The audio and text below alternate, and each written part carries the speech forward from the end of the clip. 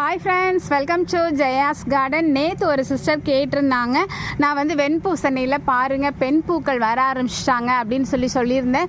அப்போ அவங்க கேட்டாங்க எப்படி வந்து பெண் பூக்களை கண்டுபிடிக்கிறது அப்படின்னு கேட்டிருந்தாங்க.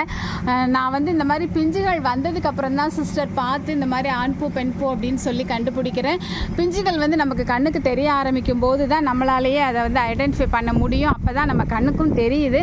ஸோ அதை வச்சு தான் நம்ம வந்து இந்த பாருங்களேன், இதில் கூட காமிக்கிற வெள்ளரியில்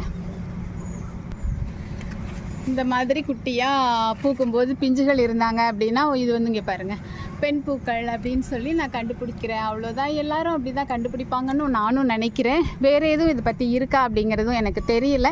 தெரிஞ்சிச்சு, உங்களுக்கு தெரிஞ்ச தகவல்கள் இருந்தது அப்படின்னா கண்டிப்பாக கமெண்ட் பாக்ஸில் சொல்லுங்கள்.